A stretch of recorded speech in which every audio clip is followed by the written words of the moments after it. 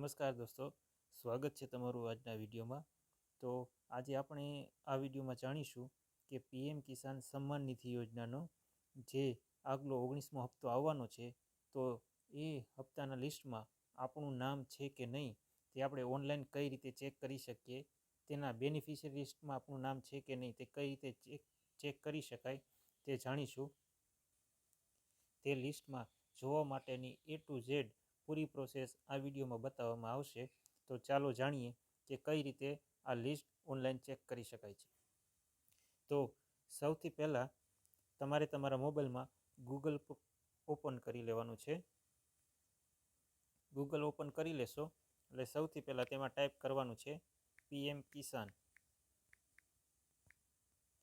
PM કિસાન type કર્યા પછી search કરવાનું છે।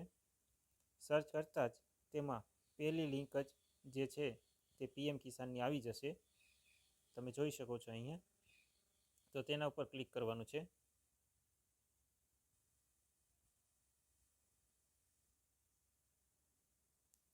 તે લિંક ઓપન થતાં તમને અહીંયા જમણી બાજુ બેનિફિશિયરી નામનો ઓપ્શન આવશે, તમે જોઈ શકો છો અહીંયા। તો તમારે તેની ઉપર ક્લિક કરવાનું છે। તેની ઉપર ક્લિક કરતાં આ રીતનું એક પેજ ખુલી જશે। તેમાં સૌથી પહેલા ઓપ્શનમાં તમારે તમારું રાજ્ય સિલેક્ટ કરવાનું છે, ત્યારબાદ જિલ્લો સિલેક્ટ કરવાનો છે,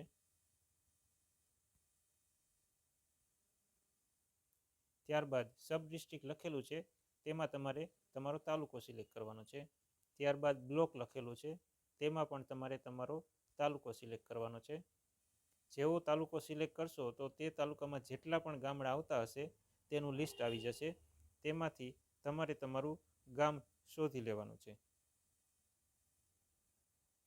જેવું ગામ શોધી લેશો તેની બાજુમાં ગેટ રિપોર્ટ નામનો ઓપ્શન છે, તેની ઉપર તમારે ક્લિક કરવાનું છે। ગેટ રિપોર્ટ ક્લિક કરશો એટલે આ રીતનું પેજ ખુલી જશે અને એમાં જેટલા આજની તારીખ મતલબ કે જ્યારે તમે ડાઉનલોડ કરશો ત્યારની તારીખ તમને બતાવશે અહીંયા। તો એ તારીખ સુધીમાં જેટલા પણ બેનિફિશિયરી હશે તે બધાનું લિસ્ટ તેમાં આવી જશે। તેમાં તમારે નીચે કરતું જવાનું છે અને અહીંયા 50ની એક પેજમાં 50 નામ ખુલશે, એવા અહીંયા અલગ અલગ પેજ દેખાશે તમારે। અહીંયા અલગ અલગ પેજ છે, તેમાં તમે વારાફરતી અલગ અલગ પેજમાં જઈ અને તમારું નામ તમે સર્ચ કરી શકો છો। અને બધા નામ તે ABCD મુજબ જ હશે, જેમાં તમારું આધાર કાર્ડમાં જે રીતના નામ હશે તેમ તે અહીંયા ABCDમાં જ નામ હશે, એટલે તમારું નામ શોધતા પણ તમને સરળતા રહેશે। આ લિસ્ટમાં તમારું નામ છે કે નહીં તમે ચેક કરી શકો છો। અને આ લિસ્ટમાં જો તમારું નામ ન હોય તો બની શકે છે કે તમારું કેવાયસી ન કરેલું હોય તો પણ આમાં નામ નહીં આવે, તો તમારે તમારું કેવાયસી કરી લેવાનું છે। કેવાયસી કઈ રીતે કરવું તેના માટે તમે કોમેન્ટ કરજો, હું વિડીયો બનાવીને મૂકીશ।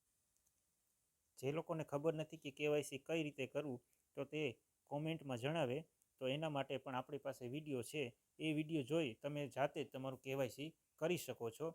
અને જે લોકોએ કેવાયસી કરી લીધેલું છે છતાં પણ તેનું નામ નથી, તો તે તેના તાલુકા લેવલના ખેતીવાડી ઓફિસનો સંપર્ક કરી શકે।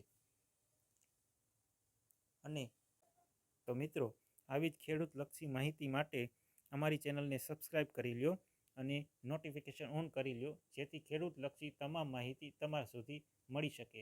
અને આ સિવાયની કોઈ પણ ખેડૂતલક્ષી માહિતી માટે અમને કોમેન્ટ કરીને જણાવજો, જેથી અમે તમારા લગતા કોઈ પણ વિડીયો તમારી સુધી અમે પહોંચાડી શકીએ।